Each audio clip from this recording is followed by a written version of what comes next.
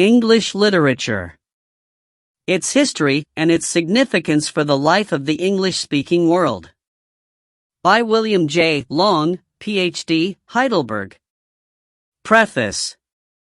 This book, which presents the whole splendid history of English literature from Anglo-Saxon times to the close of the Victorian era, has three specific aims. The first is to create or to encourage in every student the desire to read the best books, and to know literature itself rather than what has been written about literature.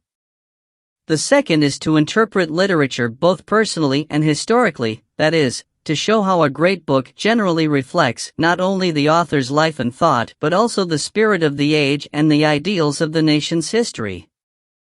The third aim is to show, by a study of each successive period, how our literature has steadily developed from its first simple songs and stories to its present complexity in prose and poetry.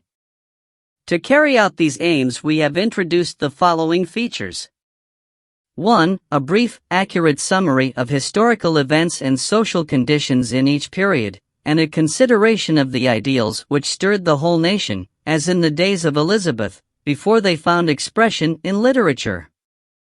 2. A study of the various literary epochs in turn, showing what each gained from the epoch preceding, and how each aided in the development of a national literature. 3. A readable biography of every important writer, showing how he lived and worked, how he met success or failure, how he influenced his age, and how his age influenced him. 4. A study and analysis of every author's best works, and of many of the books required for college entrance examinations. 5. Selections enough, especially from earlier writers, and from writers not likely to be found in the home or school library, to indicate the spirit of each author's work, and directions as to the best works to read, and where such works may be found in inexpensive editions.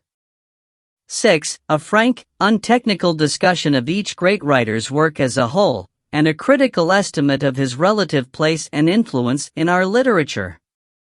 7. A series of helps to students and teachers at the end of each chapter, including summaries, selections for reading, bibliographies, a list of suggestive questions, and a chronological table of important events in the history and literature of each period. 8. Throughout this book we have remembered Roger Ascham's suggestion, made over 3 centuries ago and still pertinent, that 'tis a poor way to make a child love study by beginning with the things which he naturally dislikes.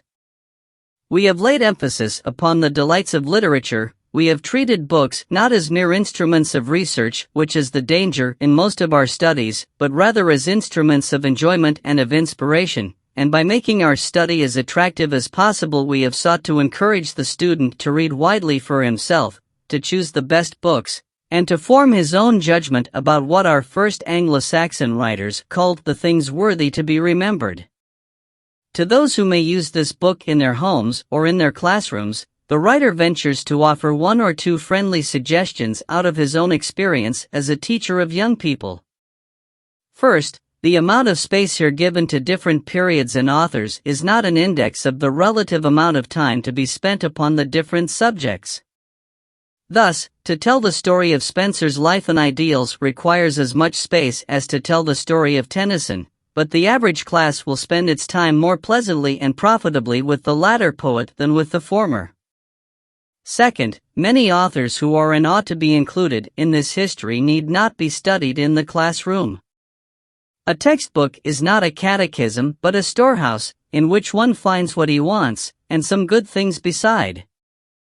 Few classes will find time to study Blake or Newman, for instance, but in nearly every class there will be found 1 or 2 students who are attracted by the mysticism of Blake or by the profound spirituality of Newman. Such students should be encouraged to follow their own spirits, and to share with their classmates the joy of their discoveries. And they should find in their textbook the material for their own study and reading. A third suggestion relates to the method of teaching literature, and here it might be well to consider the word of a great poet, that if you would know where the ripest cherries are, ask the boys and the blackbirds. It is surprising how much a young person will get out of the Merchant of Venice, and somehow arrive at Shakespeare's opinion of Shylock and Portia, if we do not bother him too much with notes and critical directions as to what he ought to seek and find. Turn a child and a donkey loose in the same field, and the child heads straight for the beautiful spots where brooks are running and birds singing, while the donkey turns as naturally to weeds and thistles. In our study of literature we have perhaps too much sympathy with the latter, and we even insist that the child come back from his own quest of the ideal to join us in our critical companionship. In reading many textbooks of late, and in visiting many classrooms, the writer has received the impression that we lay too much stress on second-hand criticism, passed down from book to book, and we set our pupils to searching for figures of speech and elements of style, as if the great books of the world were subject to chemical analysis. This seems to be a mistake, for two reasons. First, the average young person has no natural interest in such matters, and second, he is unable to appreciate them. He feels unconsciously with Chaucer. And as for me, though that my wit be light, on books for to read I me delight. Indeed, many mature persons, including the writer of this history, are often unable to explain at first the charm or the style of an author who pleases them, and the more profound the impression made by a book, the more difficult it is to give expression to our thought and feeling. To read and enjoy good books is with us, as with Chaucer, the main thing. To analyze the author's style or explain our own enjoyment seems of secondary and small importance. However that may be, we state frankly our own conviction that the detailed study and analysis of a few standard works, which is the only literary pabulum given to many young people in our schools, bears the same relation to true literature that theology bears to religion, or psychology to friendship. One is a more or less unwelcome mental discipline, the other is the joy of life. The writer ventures to suggest, therefore, that, since literature is our subject, we begin and end with good books, and that we stand aside while the great writers speak their own message to our pupils. In studying each successive period, let the student begin by reading the best that the age produced, let him feel in his own way the power and mystery of Beowulf, the broad charity of Shakespeare, the sublimity of Milton, the romantic enthusiasm of Scott, and then, when his own taste is pleased and satisfied, a new one will arise to know something about the author, the times in which he lived, and finally of criticism, which, in its simplicity, is the discovery that the men and women of other ages were very much like ourselves, loving as we love, bearing the same burdens, and following the same ideals. Lo, with the ancient roots of man's nature twines the eternal passion of song. Ever love fans it. Ever life feeds it. Time cannot age it. Death cannot slay. To answer the questions which arise naturally between teacher and pupil concerning the books that they read, is one object of this volume. It aims not simply to instruct, but also to inspire, to trace the historical development of English literature, and at the same time to allure its readers to the best books and the best writers. And from beginning to end it is written upon the assumption that the first virtue of such a work is to be accurate, and the second to be interesting. The author acknowledges, with gratitude and appreciation, his indebtedness to Professor William Lyon Phelps for the use of his literary map of England, and to the keen critics, teachers of literature and history, who have read the proofs of this book, and have improved it by their good suggestions. Chapter 1. Introduction, the meaning of literature. Hold the highway, and let thy goss thee lead. The shell and the book. A child and a man were one day walking on the seashore when the child found a little shell and held it to his ear. Suddenly he heard sounds, strange, low, melodious sounds, as if the shell were remembering and repeating to itself the murmurs of its ocean home. The child's face filled with wonder as he listened. Here in the little shell, apparently, was a voice from another world, and he listened with delight to its mystery and music. Then came the man, explaining that the child heard nothing strange, that the pearly curves of the shell simply caught a multitude of sounds too faint for human ears, and filled the glimmering hollows with the murmur of innumerable echoes. It was not a new world, but only the unnoticed harmony of the old that had aroused the child's wonder. Some such experience as this awaits us when we begin the study of literature, which has always two aspects, one of simple enjoyment and appreciation, the other of analysis and exact description. Let a little song appeal to the ear, or a noble book to the heart, and for the moment, at least, we discover a new world, a world so different from our own that it seems a place of dreams and magic. To enter and enjoy this new world, to love good books for their own sake, is the chief thing. To analyze and explain them is a less joyous, but still an important matter. Behind every book is a man, behind the man is the race, and behind the race are the natural and social environments whose influence is unconsciously reflected. These also we must know, if the book is to speak its whole message. In a word, we have now reached a point where we wish to understand as well as to enjoy literature, and the first step, since exact definition is impossible, is to determine some of its essential qualities. Artistic qualities of literature. The first significant thing is the essentially artistic quality of all literature. All art is the expression of life in forms of truth and beauty, or rather, it is the reflection of some truth and beauty which are in the world, but which remain unnoticed until brought to our attention by some sensitive human soul, just as the delicate curves of the shell reflect sounds and harmonies too faint to be otherwise noticed. 100 men may pass a hayfield and see only the sweaty toil and the windrows of dried grass, but here is one who pauses by a Romanian meadow, where girls are making hay and singing as they work. He looks deeper, sees truth and beauty where we see only dead grass, and he reflects what he sees in a little poem in which the hay tells its own story. Yesterday's flowers am I, and I have drunk my last sweet draught of dew. Young maidens came and sang me to my death. The moon looks down and sees me in my shroud, the shroud of my last dew. Yesterday's flowers that are yet in me must needs make way for all tomorrow's flowers. The maidens, too, that sang me to my death must even so make way for all the maids that are to come. And as my soul, so too their soul will be, laden with fragrance of the days gone by. The maidens that tomorrow come this way will not remember that I once did bloom, for they will only see the newborn flowers. Yet will my perfume-laden soul bring back, as a sweet memory, to women's hearts, their days of maidenhood. And then they will be sorry that they came to sing me to my death. And all the butterflies will mourn for me. I bear away with me the sunshine's dear remembrance, and the low, soft murmurs of the spring. My breath is sweet as children's prattle is. I drank in all the whole earth's fruitfulness, to make of it the fragrance of my soul, that shall outlive my death. One who reads only that first exquisite line, yesterday's flowers am I, can never again see hay without recalling the beauty that was hidden from his eyes until the poet found it. In the same pleasing, surprising way, all artistic work must be a kind of revelation.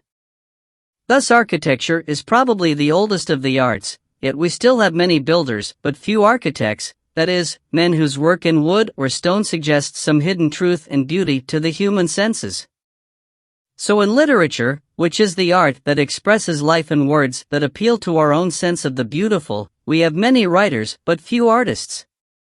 In the broadest sense, perhaps, literature means simply the written records of the race, including all its history and sciences, as well as its poems and novels. In the narrower sense, literature is the artistic record of life, and most of our writing is excluded from it, just as the mass of our buildings, mere shelters from storm and from cold, are excluded from architecture. A history or a work of science may be and sometimes is literature, but only as we forget the subject matter and the presentation of facts in the simple beauty of its expression.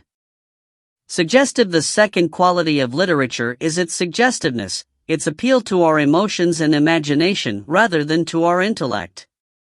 It is not so much what it says as what it awakens in us that constitutes its charm. When Milton makes Satan say, "Myself am hell," he does not state any fact, but rather opens up in these three tremendous words a whole world of speculation and imagination. When Faustus in the presence of Helen asks, "Was this the face that launched 1,000 ships?" he does not state a fact or expect an answer. He opens a door through which our imagination enters a new world, a world of music, love, beauty, heroism, the whole splendid world of Greek literature. Such magic is in words. When Shakespeare describes the young Byron as speaking in such apt and gracious words that aged ears play truant at his tales, he has unconsciously given not only an excellent description of himself, but the measure of all literature, which makes us play truant with the present world and run away to live a while in the pleasant realm of fancy. The province of all art is not to instruct but to delight, and only as literature delights us, causing each reader to build in his own soul that lordly pleasure house of which Tennyson dreamed in his Palace of Art, is it worthy of its name. Permanent. The third characteristic of literature, arising directly from the other two, is its permanence. The world does not live by bread alone. Notwithstanding its hurry and bustle and apparent absorption in material things, it does not willingly let any beautiful thing perish.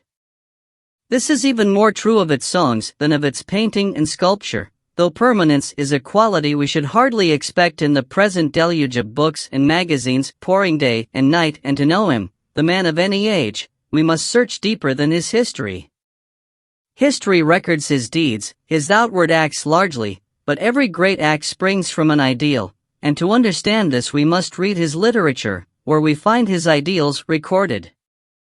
When we read a history of the Anglo-Saxons, for instance, we learn that they were sea rovers, pirates, explorers, great eaters and drinkers, and we know something of their hovels and habits, and the lands which they harried and plundered. All that is interesting, but it does not tell us what most we want to know about these old ancestors of ours, not only what they did, but what they thought and felt, how they looked on life and death, what they loved, what they feared, and what they reverenced in God and man. Then we turn from history to the literature which they themselves produced, and instantly we become acquainted. These hardy people were not simply fighters and freebooters, they were men like ourselves. Their emotions awaken instant response in the souls of their descendants. At the words of their gleemen we thrill again to their wild love of freedom and the open sea, we grow tender at their love of home, and patriotic at their deathless loyalty to their chief, whom they chose for themselves and hoisted on their shields in symbol of his leadership. Once more we grow respectful in the presence of pure womanhood, or melancholy before the sorrows and problems of life, or humbly confident, looking up to the God whom they dared to call the All-Father. All these and many more intensely real emotions pass through our souls as we read the few shining fragments of verses that the jealous ages have left us. It is so with any age or people. To understand them we must read not simply their history, which records their deeds, but their literature, which records the dreams that made their deeds possible. So Aristotle was profoundly right when he said that poetry is more serious and philosophical than history, and Goethe, when he explained literature as the humanization of the whole world. Importance of literature. It is a curious and prevalent opinion that literature, like all art, is a mere play of imagination, pleasing enough, like a new novel, but without any serious or practical importance. Nothing could be farther from the truth. Literature preserves the ideals of a people, and ideals, love, faith, duty, friendship, freedom, reverence, are the part of human life most worthy of preservation. The Greeks were a marvelous people, yet of all their mighty works we cherish only a few ideals of beauty in perishable stone, and ideals of truth in imperishable prose and poetry. It was simply the ideals of the Greeks and Hebrews and Romans, preserved in their literature, which made them what they were, and which determined their value to future generations.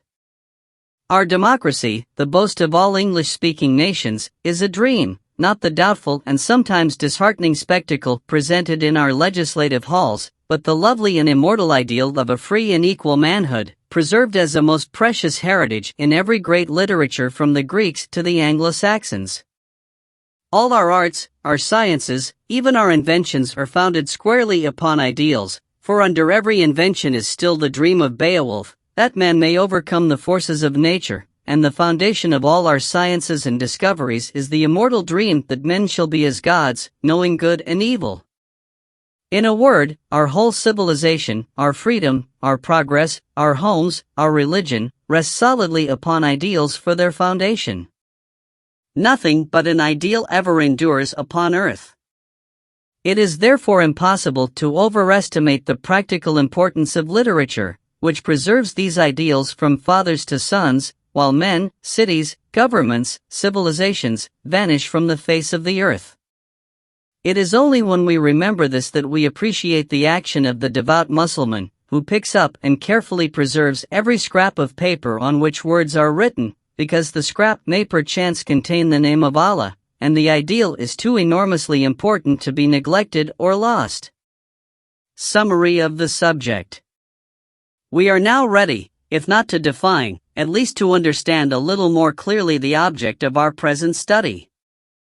Literature is the expression of life in words of truth and beauty. It is the written record of man's spirit, of his thoughts, emotions, aspirations. It is the history, and the only history, of the human soul. It is characterized by its artistic, its suggestive, its permanent qualities. Its two tests are its universal interest and its personal style. Its object, aside from the delight it gives us, is to know man, that is, the soul of man rather than his actions, and since it preserves to the race the ideals upon which all our civilization is founded, it is one of the most important and delightful subjects that can occupy the human mind.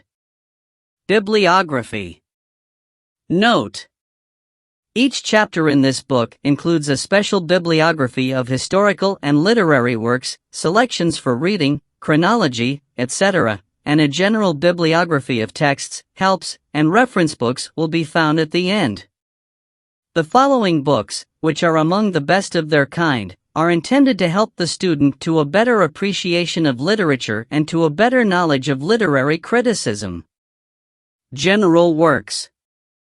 Woodbury's Appreciation of Literature, Baker and Taylor Company, Gates's Studies in Appreciation, Macmillan, Bates's Talks on the Study of Literature, Houghton, Mifflin, Worsfold's On the Exercise of Judgment in Literature, Dent, Harrison's The Choice of Books, Macmillan, Ruskin's Sesame and Lilies, Part 1, Matthew Arnold's Essays in Criticism.